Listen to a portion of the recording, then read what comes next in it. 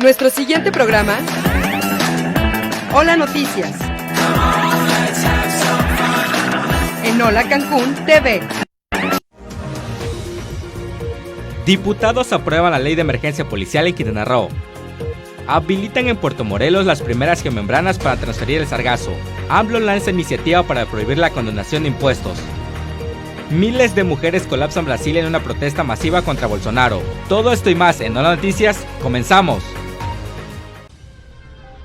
Hola, ¿qué tal? Muy buenas tardes, qué bueno que están con nosotros el día de hoy en una emisión más de Hola Noticias, donde como cada día, como cada tarde, le vamos a tener la información más importante acontecida al momento en el ámbito nacional, internacional y por supuesto que de el Estado, del cual le damos un adelanto en este momento. Arrancamos con nuestras noticias locales, solo el adelanto de las noticias locales, pese a señalamientos de estudiantes y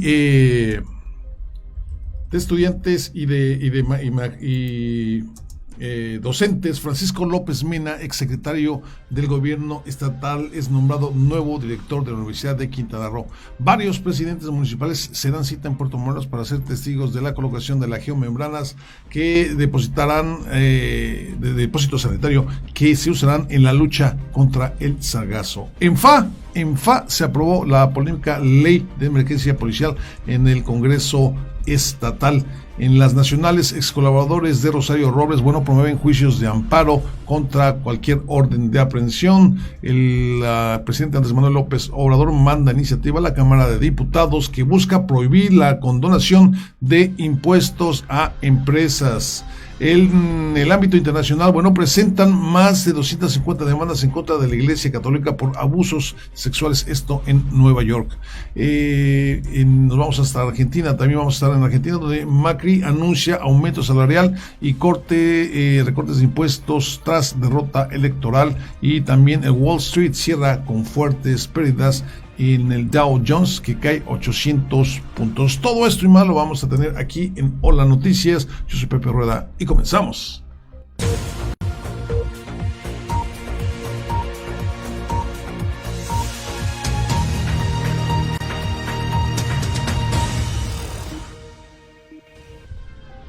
Ya estamos aquí en este miércoles 14 de agosto, prácticamente estamos ya a la mitad de este caluroso mes de agosto, ya en la recta final de los calores, porque a partir de septiembre, se supone, y digo se supone porque ya con este cambio climático que estamos sufriendo, aunque muchos se nieguen a verlo, no sabemos qué nos depara el destino, no sabemos si va a bajar las temperaturas del ambiente, o vamos a seguir con estos calorones, los cuales han hecho incluso eco en el otro lado del continente. Me refiero a Europa, donde se han registrado temperaturas históricas que no se habían tenido anteriormente. Si usted me lo permite, vamos a arrancar con la información, y hemos estado platicando de esta ley de emergencia policial que busca sancionar al halconeo, el robo de mascotas y varias cuestiones más. El que pueda entrar como parte del mando único y tomar el mando de todos los municipios el gobernador del estado. Se habló de esta polémica ley en un principio, y polémica porque hay quienes dicen que esta ley viene en contra del artículo 115 constitucional, que habla de la autonomía de los municipios. Pues le platico que junto con esta ley, le decía, que se busca sancionar al halconeo, se aprobó también una ley orgánica de la Fiscalía del Estado, y fueron aprobadas en esta última sesión del Congreso del Estado. En fast track se aprobó por mayoría de votos en el pleno legislativo la ley de emergencia policial reglamentaria de la fracción 10 del artículo 90 del artículo 157 de la Constitución del Estado, la cual reforma con la que el titular del Ejecutivo Estatal puede asumir el mando de las policías municipales en casos de emergencia. El dictamen, que fue votado en contra de los diputados Emiliano Ramos Hernández y Sonia López Cardiel, señala que el objetivo de la ley es representa el reglamentar la facultad del gobernador para omitir órdenes en las policías preventivas municipales cuando se determine la existencia de hechos o acontecimientos presentes o futuros inminentes de fuerza mayor o de que por cualquier motivo alteren convergentemente el orden público de uno o más municipios. El documento avalado por la mayoría establece que el ejercicio de esta prerrogativa será únicamente a iniciativa del gobernador del estado en condiciones de emergencia estrictamente eventual y temporal, y nunca será motivada por fallas o insuficiencias estructurales, y me imagino que esto hablan de los mismos ayuntamientos que ayuntamientos o municipios que podrían tener, ni podría incidir permanentemente en las políticas públicas municipales en materia de seguridad pública. Y bueno, si bien la declaratoria corresponde de manera exclusiva e indelegable del gobernador del estado, de facto se puede decir que la ley señala que la supervisión y la ejecución de las instrucciones operativas deberán de ser delegadas por el secretario de gobierno o el secretario de seguridad pública, el servidor público que designe para tal efecto. Sobre esto ya hemos visto reacciones y posiciones sobre la aprobación de esta ley. Por su parte, la presidenta municipal de el presidente municipal de Isla Mujeres, Juan Carrillo Soberanis, al igual que la alcaldesa de Puerto Morelos, Laura González Piña, se ha manifestado a favor de esta ley, y en contraste, la presidenta municipal de Solidaridad, desde antes de la aprobación de esta citada ley, ya se había manifestado en contra de la misma. Le comentaba que la ley en su forma tiene sentido y viene a reglamentar de alguna manera la actuación del Ejecutivo Estatal, esto en caso de emergencia. Sin embargo, en la redacción de la misma, ya que la pudimos leer un poco, y de acuerdo con la interpretación y quien lo interprete, sí podría haber una violación o interferencia ante la autonomía de los municipios. Sin embargo, lo que analizamos nosotros fue la iniciativa tal y como llegó al Congreso del Estado hace algunos días.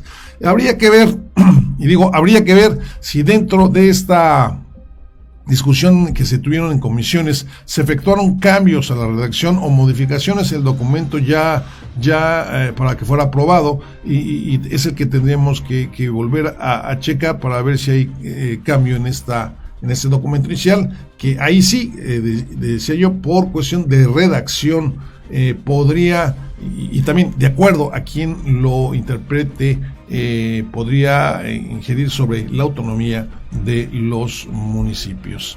Y vamos a pasar a otra nota. Déjenme le platico que pese a inconformidades del Sindicato de Trabajadores de la Educación y los mismos estudiantes, Francisco López Mena, exsecretario de Gobierno, será el nuevo rector de la Universidad de Quintana Roo.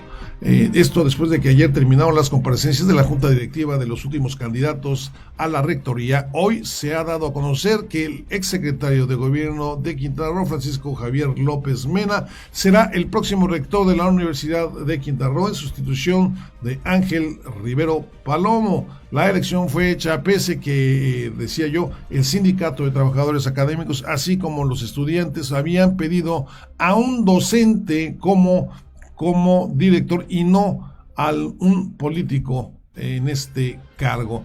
Pese a que fueron varios los cuestionamientos durante su comparecencia y que no todo se respondió, la Junta Directiva eligió a López Mena para ser rector del periodo comprendido del 16 de agosto de 2019 al 15 de agosto de 2023. Los otros 8 aspirantes que comparecieron fueron el maestro Freddy Noel Ayala Zabalegui, maestro Guillermo Escamilla Angulo, el doctor José Luis Esparza Aguilar, el maestro José Antonio Manzanilla, el doctor Alberto Joaquín Pacheco Castro, la maestra Nancy Angelina Quintanal García, la maestra Yutsamín Rodríguez Pedraza y el doctor Carlos Santander Botello.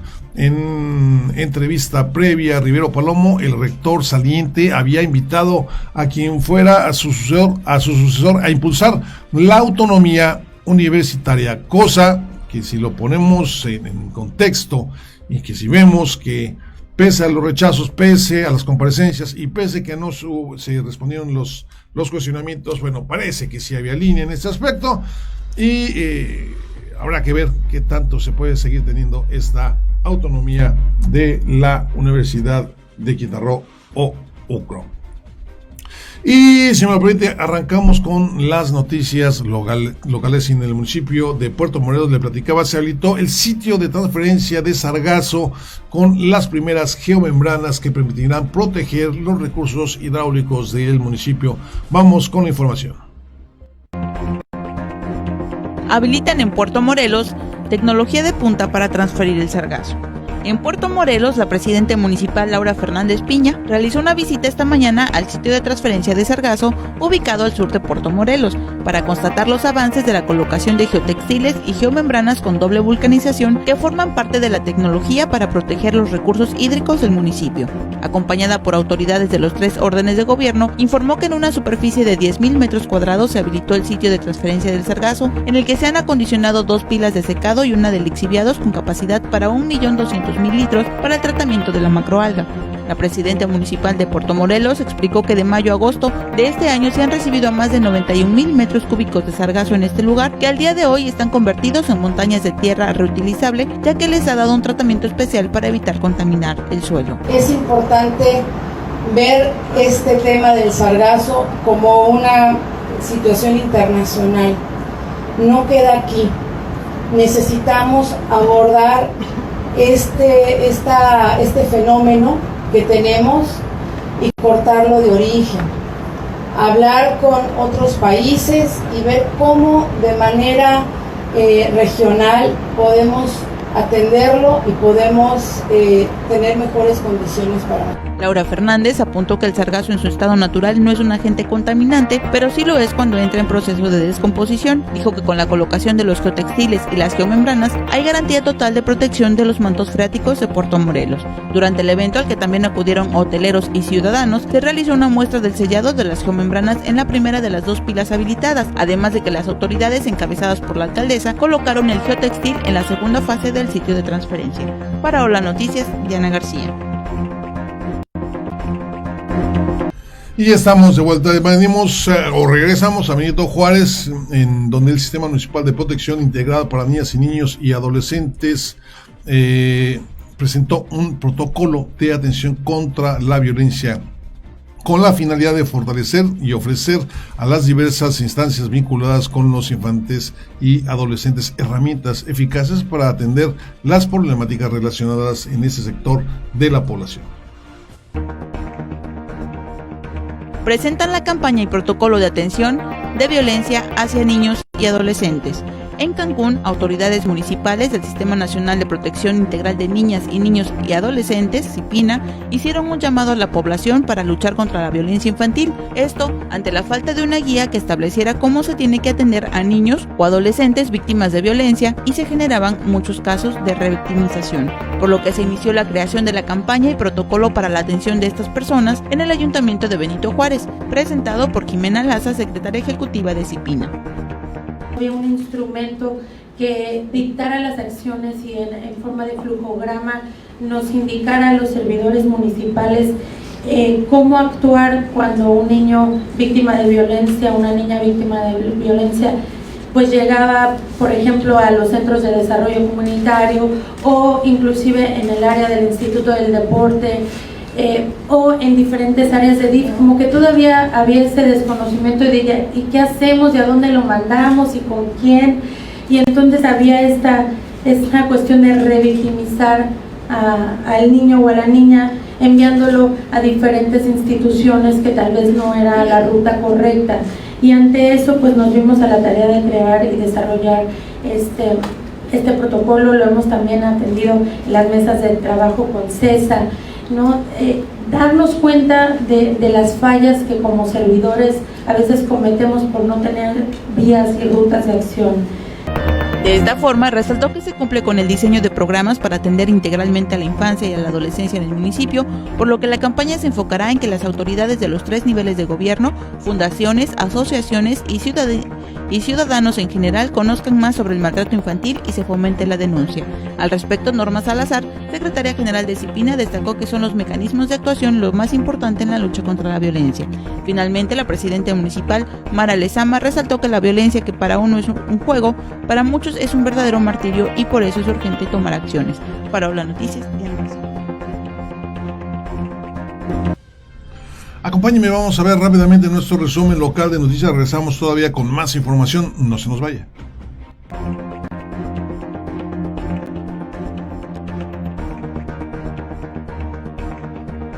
Estas son las noticias locales. Comenzamos. Detienen a 2 sujetos luego de asesinar a un hombre en Cancún.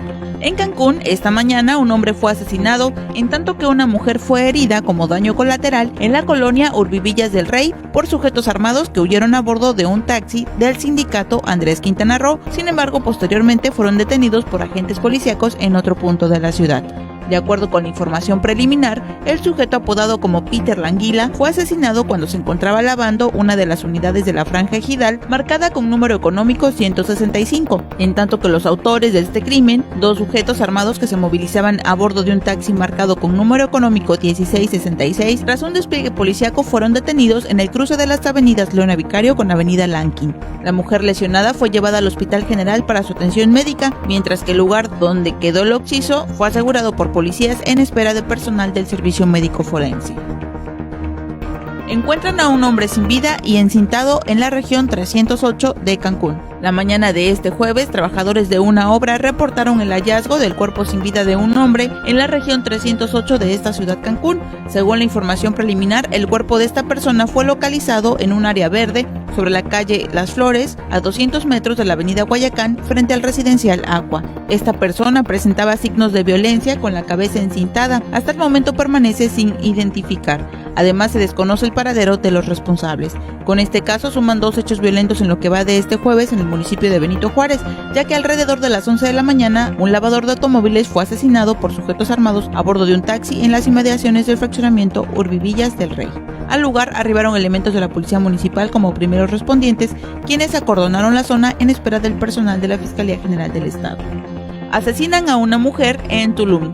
En Tulum, una mujer fue asesinada a balazos, un hombre también resultó herido esta tarde. Los hechos ocurrieron en la esquina de la calle Júpiter con calle Polar, detrás de la terminal de autobuses ADO. Según las primeras versiones, los asesinos se fugaron a bordo de un vehículo compacto rojo sin que las autoridades policíacas lograran detenerlos. La zona fue acordonada por personal de seguridad pública en espera de los agentes de la Fiscalía General del Estado.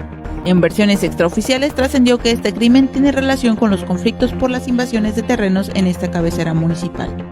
Balean a pareja en la colonia Santa Cecilia y mujer muere rumbo al hospital. En Cancún, la noche del martes, un hombre y una mujer fueron atacados a balazos en la colonia Santa Cecilia. Aunque se trasladaron en una camioneta hasta el Hospital General, la mujer finalmente perdió la vida en el trayecto. La camioneta en la que se trasladaron a los heridos quedó estacionada afuera del nosocomio con el cuerpo de la fallecida en su interior. Agentes policíacos tuvieron que delimitar parte de este acceso para que la fiscalía hiciera sus investigaciones. El hombre que la acompañaba fue internado de urgencia por sus lesiones. Para Hola Noticias, Diana García.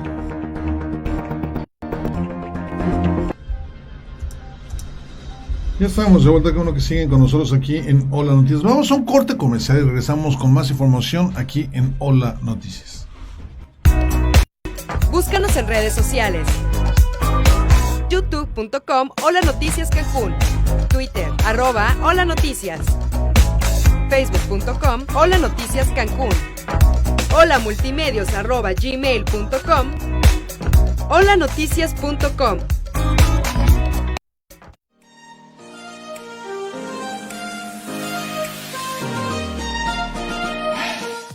¿Conoces el Congreso? En la 15ª legislatura pusimos en marcha el programa Congreso de Puertas Abiertas, para que los ciudadanos conozcan la nueva forma de legislar. Asiste a las sesiones del Congreso, recorre los murales y aprende sobre el trabajo de las diputadas y diputados. Agenda tu visita en www.congreso.qroo.gov.mx. Conoce tú mismo cómo es que se toman las decisiones que benefician a Quintana Roo. 15ª Legislatura de Quintana Roo, el Congreso de Todos.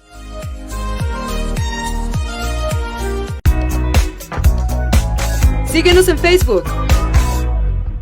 Facebook.com/Hola Noticias Cancún. Bueno, y arrancamos con nuestras noticias nacionales, donde el Consejo General del INE aprobó el financiamiento público que repartirá en 2020 para los partidos políticos. ¿Se acuerda que le habíamos platicado que esa cantidad era de 5,000 millones de pesos? Bueno, pues sí, son 5,239 millones de pesos. Usted recuerda que en Hola Noticias le informábamos que el presidente Andrés Manuel López Obrador, había llamado a los partidos a devolver el 50% del financiamiento público, y creo que finalmente, y pese a todo pronóstico, el único que contestó fue el propio Morena. Dijo que sí, que con mucho gusto, y los demás partidos dijeron no. Fíjate que no. Acompáñame. Avalan 5,000 millones de pesos para partidos y analizan reducción de 50%. El Consejo General del INE aprobó el financiamiento público que repartirá en 2020 a los partidos políticos, cantidad que asciende a 5,239 millones de pesos, en medio de una discusión por la pertinencia de reducirlo en 50% y hacer una reforma constitucional al respecto. Durante la presentación del tema, el consejero presidente, Lorenzo Córdoba, pidió la discusión del tema sin prisas para no distorsionar la equidad en las contiendas y para no perder lo que se ha construido. Mediante el representante legislativo de Morena, Alejandro Viedma, aseguró categórico que en septiembre de este año se concretará la reducción del financiamiento, aunque están dispuestos a discutir la pertinencia del 50% de recorte. El presidente panista, Víctor Hugo Sondón, apuntó que no está en contra de la austeridad, pero sí de las ocurrencias mañaneras, que tienen como fin socavar y vulnerar a la oposición en las contiendas electorales. En este contexto, el representante del PRD, Camerido Márquez, dijo que no solo se deben repartir los recursos de manera equitativa, sino también los tiempos en radio y televisión, y pidió que cada partido político tengan derecho a una mañanera al menos un día a la semana para explicar los programas y propuestas de gobierno de cada partido. Informó para Hola Noticias, Jair Surián. Bueno, y el día de hoy vámonos hasta la conferencia del presidente Andrés Manuel López Obrador, que tuvo lugar hoy en la mañana con el presidente Andrés Manuel López Obrador, donde ese miércoles envió a la Cámara de Diputados una iniciativa de reforma para prohibir la condonación de impuestos en el país. AMLO envía al Congreso iniciativa para prohibir la condonación de impuestos. El presidente de la República, Andrés Manuel López Obrador, envió este miércoles a la Cámara de Diputados una iniciativa de reforma para prohibir la condonación de impuestos en el país. El documento plantea la modificación del artículo 28 de la Constitución. El proyecto fue turnado a la Comisión de Puntos Constitucionales de la Cámara de Diputados.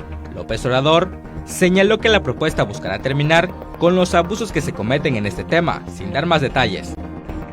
Informó para Hola Noticias, Jair Surián.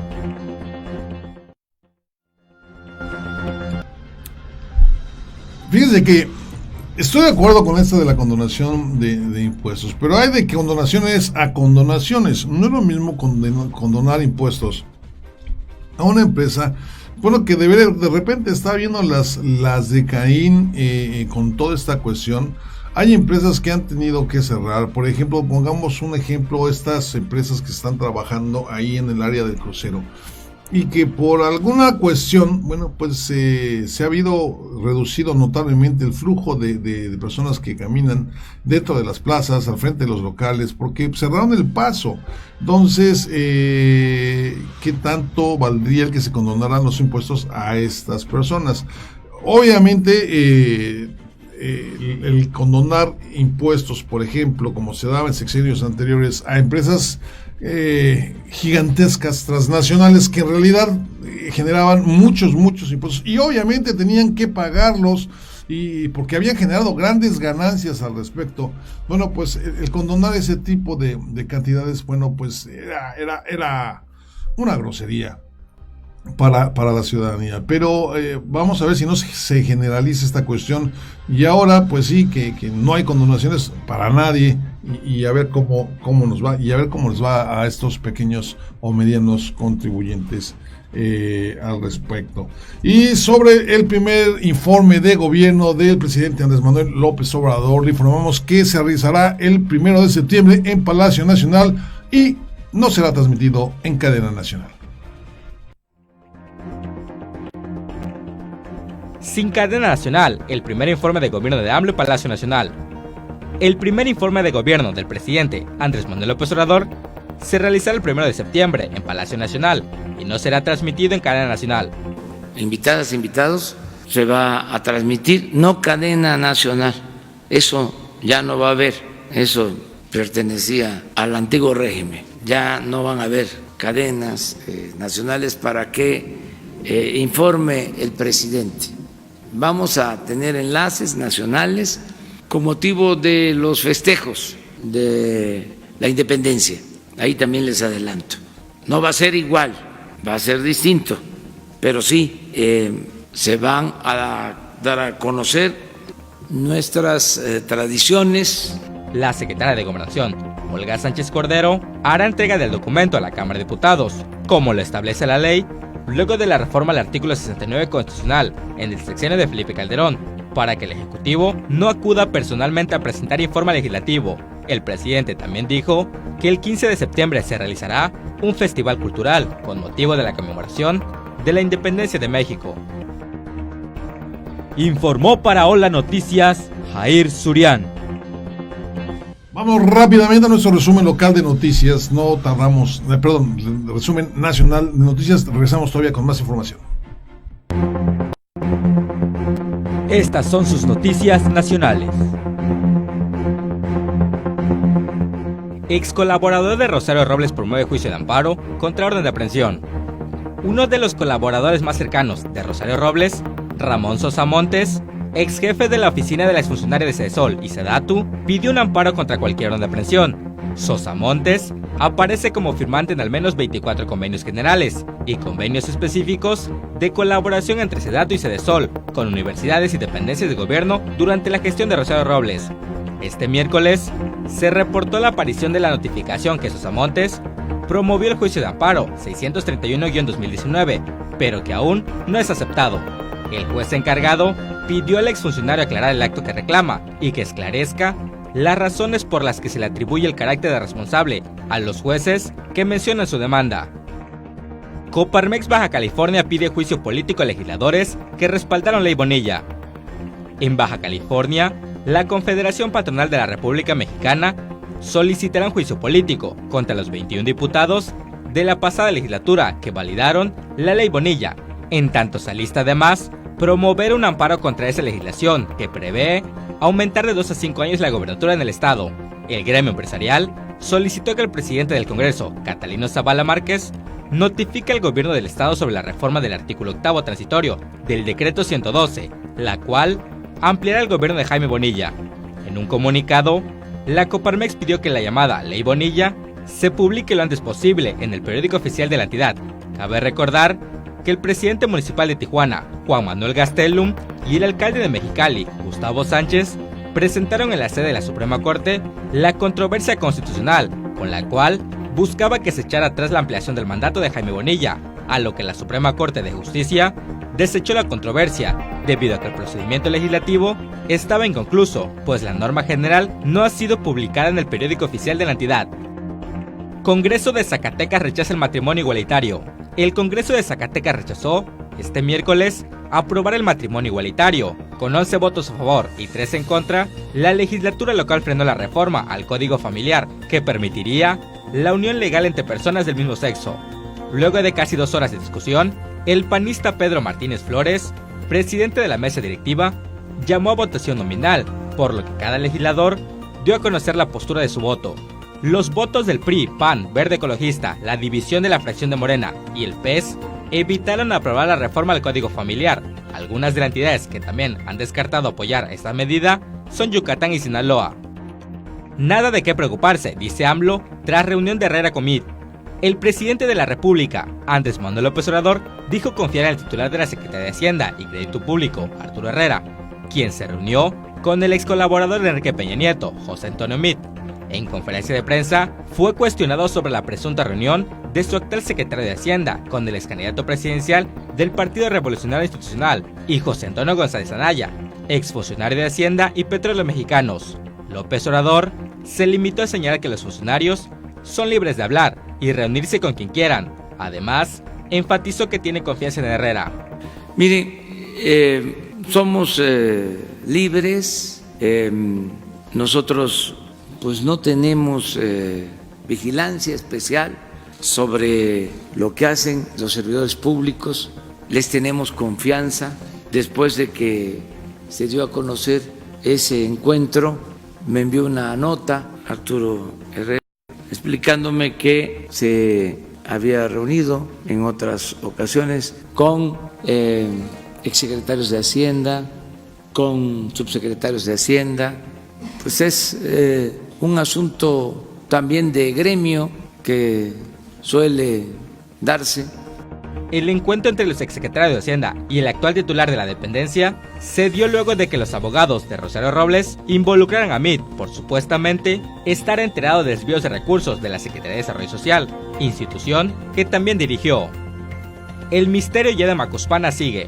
El Instituto de Protección Civil del Estado de Tabasco descartó riesgos de explosividad luego de realizar pruebas de detección de gas en la zona, donde se halló una emanación de aceite, cuando un habitante perforaba un pozo para encontrar agua en el poblado Belén, en Macuspana. El titular del organismo, Jorge Miera Terán, expuso que ayer se hicieron las pruebas de detección de gas, por lo cual se ha permitido la permanencia de los habitantes cercanos a la vivienda, en donde se encuentra el pozo, al no haber riesgos. Indicó que hasta el momento Petróleos Mexicanos lleva a cabo las investigaciones y análisis correspondientes, por lo cual no hay un dictamen final sobre el hallazgo, que al parecer se trata de una burbuja de combustible que apareció allí. Informó para Hola Noticias, Jair Surián. Bueno, y estamos de vuelta aquí en las noticias. Antes de irnos con nuestras noticias internacionales, déjame le doy tres notas locales, las cuales son de suma importancia. Decía ayer que en su última sesión del Congreso del Estado se habían aprobado, entre otras cosas, esta ley de emergencia policíaca, pero también se aprobó una nueva ley orgánica de la Fiscalía que provee una reingeniería de esta dependencia. Luego de que en su última sesión del Congreso del Estado de Quintana Roo aprobara un nuevo paquete de leyes, entre ellas se destacó también la de emergencia policíaca, le digo yo, la ley orgánica de la Fiscalía. Esta última pretende prácticamente toda una reestructura de esta dependencia, y le vamos a dar los detalles en la siguiente nota.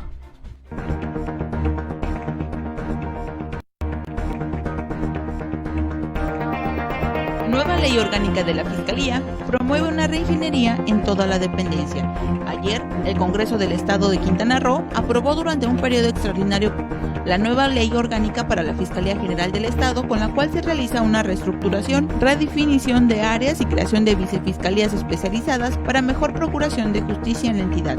A través de un comunicado, el Congreso explicó que esta nueva norma prevé la creación de las vicefiscalías de investigación territorial, de investigación especializada, de procesos, de asuntos internos, de derechos humanos, jurídica y vinculación ciudadana, entre otras, así como de coordinación para la atención especializada para investigar delitos contra personas que requieren un protocolo especial. El Mecanismo Federal de Protección para Personas Defensoras de los Derechos Humanos y Periodistas se atenderá a través de la coordinación de atención de delitos cometidos en contra de la libertad de expresión, la cual va a coadyuvar con el sistema quintanarroense para la protección de personas defensoras de derechos humanos y periodistas. También se creará una coordinación de atención a turistas para investigar los hechos posiblemente comisivos de delitos donde se encuentren involucrados los visitantes nacionales y extranjeros. La Vicefiscalía de Procesos se encargará de llevar a cabo a través de las fiscalías a su cargo la litigación de procesos penales desde la formulación de una acusación hasta la ejecución de sentencia, coordinando y vigilando además la ejecución de los mandamientos judiciales y los procedimientos que deriven para la acción de extinción de dominio. Los legisladores respaldaron la necesidad de que la Fiscalía cuente con una unidad de inteligencia patrimonial y económica que permita consolidar, analizar y diseminar la información fiscal, patrimonial y financiera que apoyen investigaciones relacionadas con hechos ilícitos e incrementos patrimoniales no justificados. Por último, la Fiscalía General contará con una Dirección de Política y Estadísticas Criminal que estará encaminada a desarrollar un sistema de información estadística delictiva en la entidad. Para Hola Noticias, Diana García.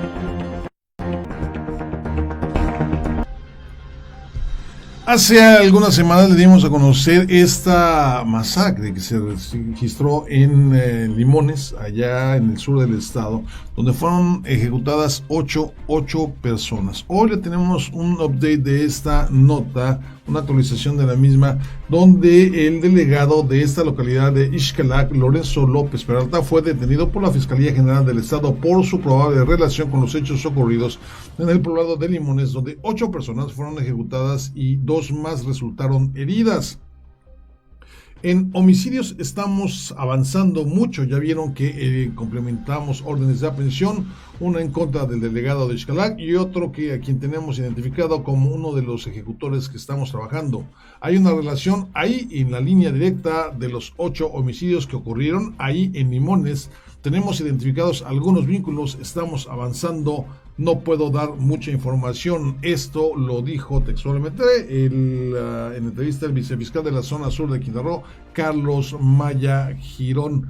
Dice que el tema en particular en donde más es donde más quieren avanzar, y si bien se aseguran son pocos, se deben de resolver.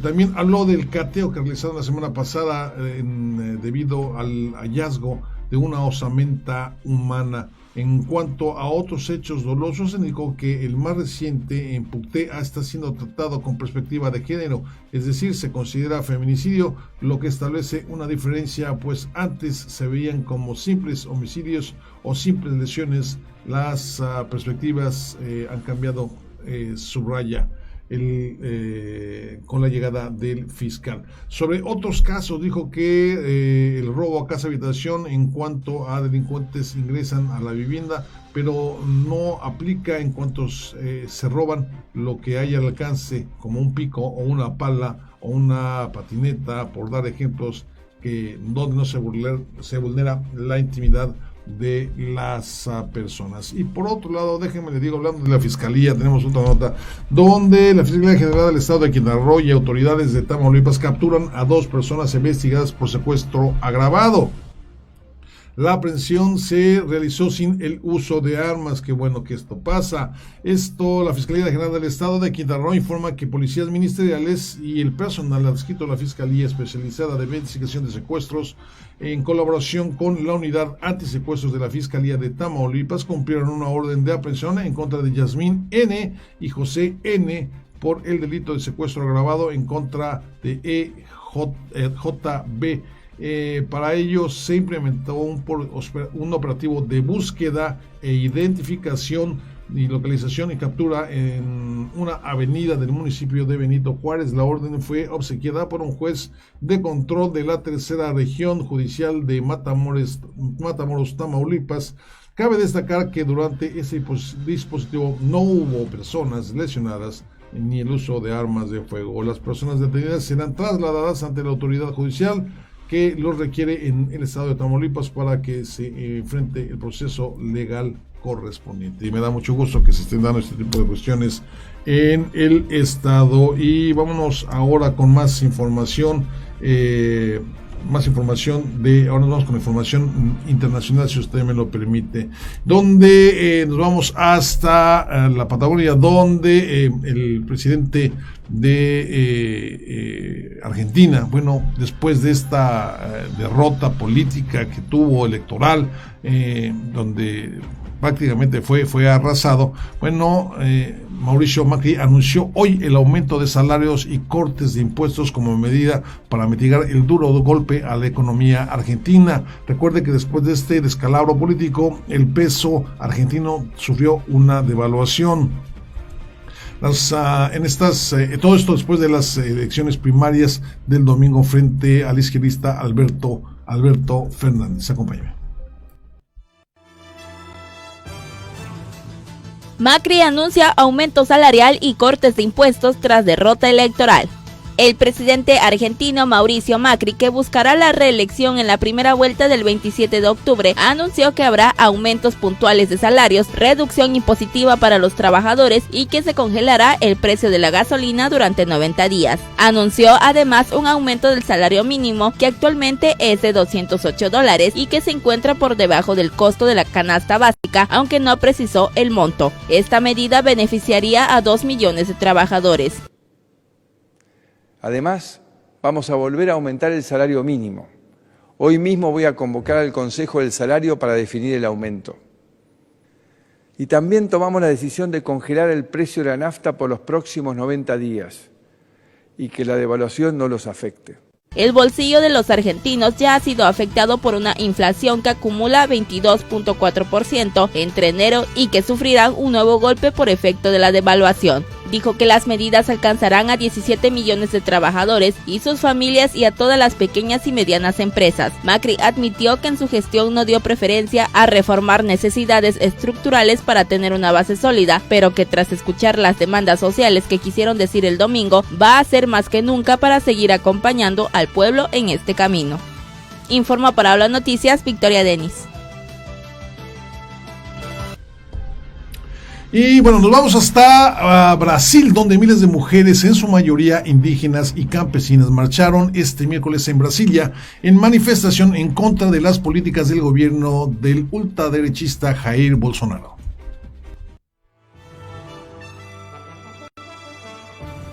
Miles de mujeres colapsan Brasilia en una protesta masiva contra Bolsonaro. Decenas de miles de mujeres, sobre todo indígenas y campesinas, resucitaron este miércoles a la oposición en Brasilia con una multitudinaria manifestación contra las políticas del gobierno del ultraderechista Jair Bolsonaro. Según las organizadoras, fueron 100.000 personas, una cifra que las autoridades policiales redujeron a cerca de 20.000. Sin embargo, constituye la mayor protesta realizada en Brasilia desde que Bolsonaro asumió el poder en enero pasado. Conformada sobre todo por mujeres, la manifestación protestó por las conservadoras políticas impulsadas por el gobierno en el campo, que favorecen a los grandes productores y relegan a la agricultura familiar, y los planes de promover la explotación de minerales en la Amazonia, donde se asienta la mayoría de las reservas indígenas. Las mujeres también condenaron el machismo que le atribuyen a Bolsonaro, quien tiene un largo historial de declaraciones de corte racista u homofóbico y que es un franco adversario del feminismo. La protesta fue convocada en momentos en que la popularidad del mandatario de ultraderecha está en mengua, según diversas encuestas que le adjudican un apoyo de cerca del 30% de los brasileños tras apenas 7 meses en un cargo que asumió con un respaldo superior al 55%. Informó para Habla Noticias Victoria Denis. Ya estamos de vuelta aquí en Hola Noticias, qué bueno que siguen con nosotros. Déjenme mandar un saludo muy afectuoso a todas aquellas personas que nos están monitoreando, que nos están siguiendo por medio de las redes sociales, ya sea por Facebook, por Twitter, por Periscope o por nuestra página www.holanoticias.com. Rápidamente, Juan Guzmán, muchas gracias. Enrique Osvaldo Blanco, muchas gracias. Diana Bubri, muchas gracias. Vero Guevara, muchas gracias. Nayeli Pérez, muchas gracias. Jaime Carrillo, te mando un saludo, mi querido Jaimito, un abrazo para ti.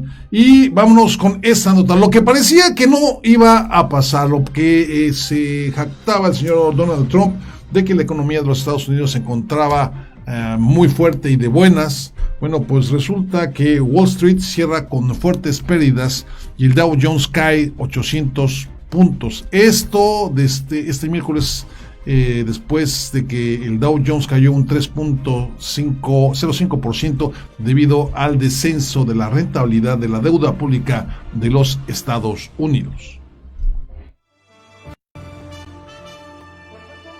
Wall Street cierra con fuertes pérdidas y el Dow Jones cae 800 puntos.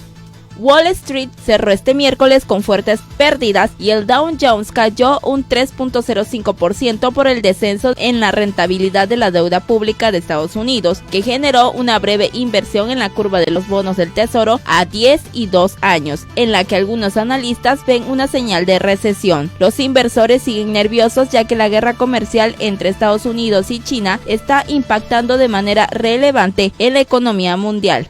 En China, los datos publicados este miércoles han mostrado que la producción industrial se desaceleró al 4.8% en julio respecto al año anterior, marcando mínimo de 17 años. A esto se ha sumado la bajada del 0.1 en el PIB de Alemania, lo que apunta a que la mayor economía de la zona euro puede sufrir una recesión este año. El sector financiero fue uno de los más perjudicados de la jornada, arrastrado por grandes grupos bancarios como Citigroup, Bank of America, JP Morgan, Goldman Sachs o Wells Fargo. Informa para Hola Noticias, Victoria Denis. María Luisa Rebel, muchas gracias. Johnny Tejada, muchas gracias. Roxanita Pérez, muchas gracias. Daniela Brema, muchas gracias. César Javier Pavía, muchas gracias. Nirval, muchas gracias. Depeche Pat, muchas gracias. Enrique Díaz y muchos otros que por tiempo, bueno, no podemos agradecer. Muchísimas gracias por estar en contacto con nosotros, por mandarnos sus likes, sus denuncias, lo que le gusta, lo que no le gusta en este espacio informativo. Tráiganse su pasaporte porque nos vamos a dar una vuelta alrededor del mundo buscando las noticias más importantes acontecidas al momento. Estas son las noticias internacionales en Hola Noticias. Estas son las noticias internacionales.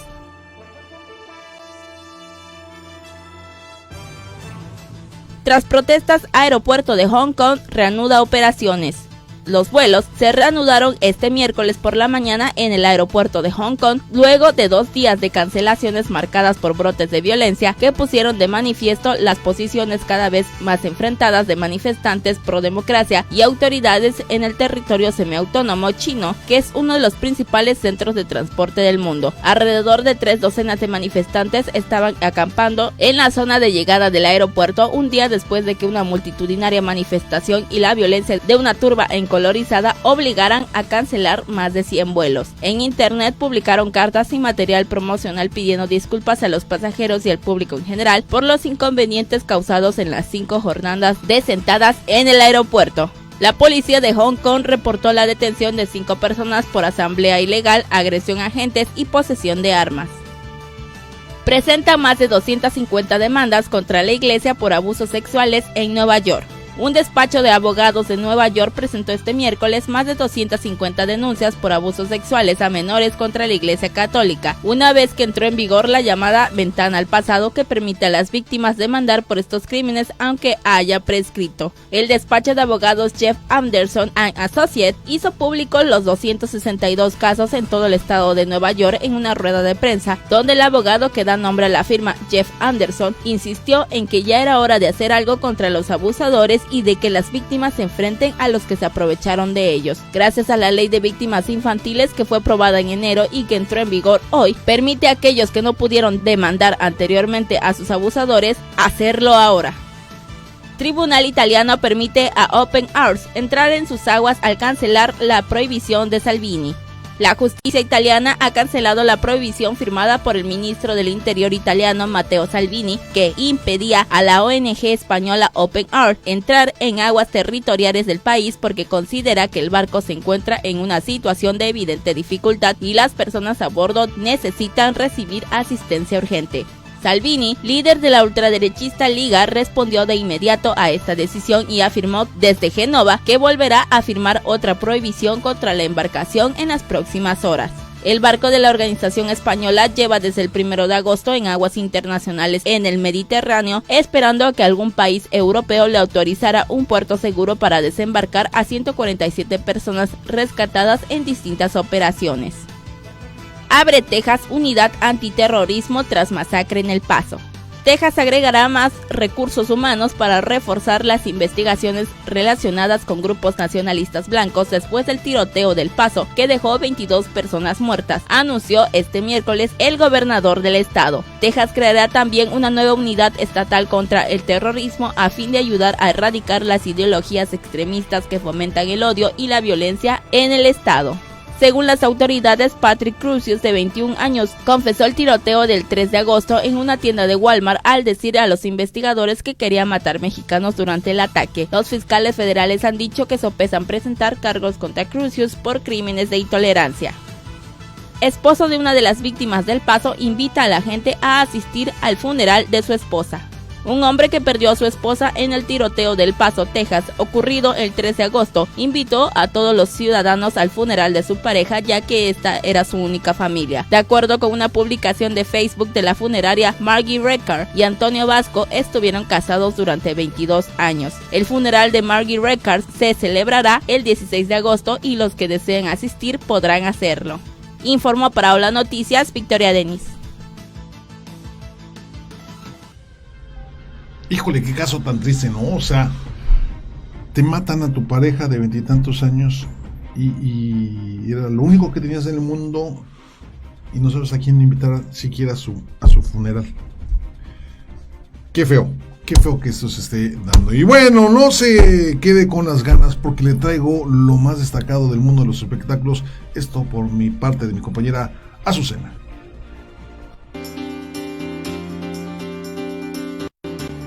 Bienvenidos al fabuloso mundo de los espectáculos.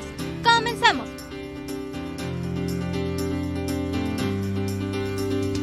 Muere Barbara March, actriz de Star Trek.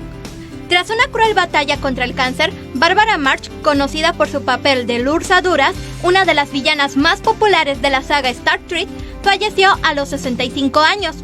El marido de la actriz anunció la noticia a través de las redes sociales. Alan Scarfe homenajeó a su esposa en una emotiva publicación de Facebook y habló sobre su carrera, que se extendió más allá del universo Star Trek, ya que además de actriz, también fue poeta y escritora de obras de teatro.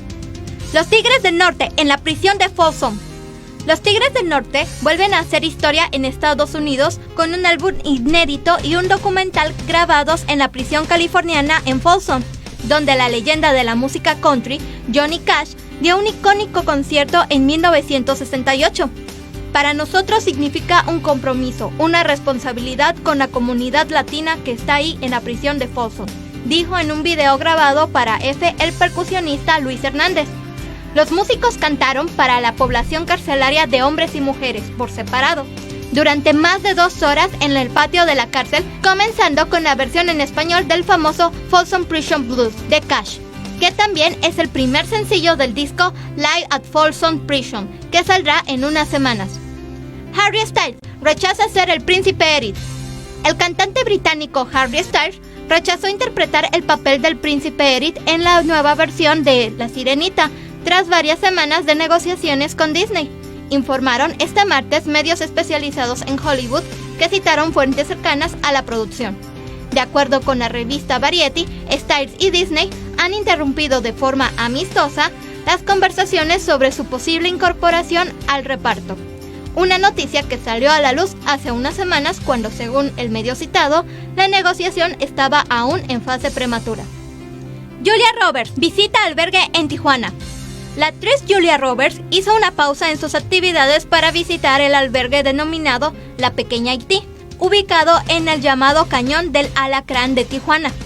El director del albergue, el pastor Gustavo Banda, informó que Roberts estuvo unas horas jugando con los niños, compartió con ellos y demostró que es una persona sencilla.